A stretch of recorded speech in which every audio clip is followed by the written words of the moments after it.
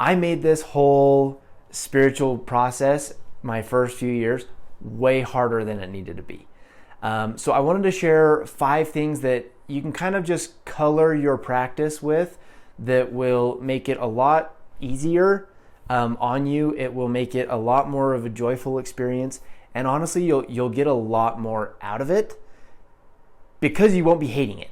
Number 1 is, I feel like the foundation that I wish I would have focused on and just really grounded into is getting in touch with my intuition and owning my own inner authority. For me, it was almost overwhelming how many different modalities, teachers, methods there are, because I hadn't yet realized that for each one of us, there is a unique journey that is awakening, right? I didn't know that yet. So connecting with what my intuition feels like first would have really allowed me to find out, okay, this aspect of what this guy's talking about, I resonate with, the rest, not so much, and put that aside. There's nothing wrong with that. Do that with anything I talk about. For me, I feel like that just owning what your yes and no is really starts to develop that inner authority, which I really struggled with at the beginning of this, because I felt like since I was new to spiritual work, all these other people were so much further ahead of me, and I just needed to apply everything that they were doing. I viewed this process almost as like a skill to be learned rather than just a process of connecting with me. So I would say that would be first and foremost, is getting in touch with your intuition.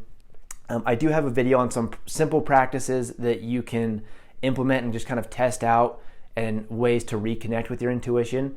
So you can go check that out.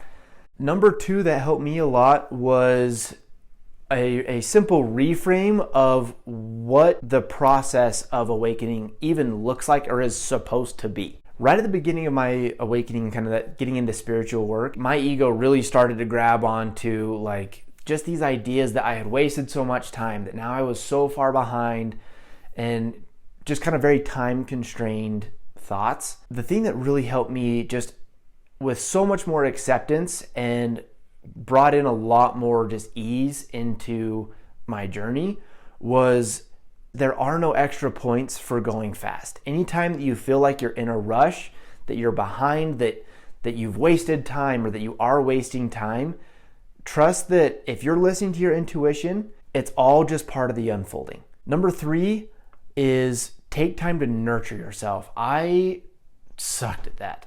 I did my absolute best to attack, and for a while, I approached the awakening process from a very egoic frame. It was almost like there was a certain amount of pain and emotional memories that I needed to process, and if I just kept diving and kept getting into the bigger ones as fast as I could, then this pain and confusion and fear that I felt would go away. Surprise, it's not true. The deeper you go, the more there is, which is why this is a lifelong journey. It's a process that has absolutely no end, which is my 4th point, is there is no end to this process. So the best thing that you can do is set up a practice that helps you ground, helps you feel safe, helps you feel nurtured, because this is a long game. This is not a starvation game. This is not something that you can just bite your teeth and grunt your way through. We're going to be doing this for a while. So get comfortable. And then the last one on that note, you will always get what you need. Now, need does not mean comfortable, does not mean always good. It might be a slap in the face. It might be a rock bottom, but I promise you will always get what you need, because your awakening happened when it happened, how it happened. That means the universe is there to support you. And I absolutely know that. I've seen that in my own journey. You will always be supported.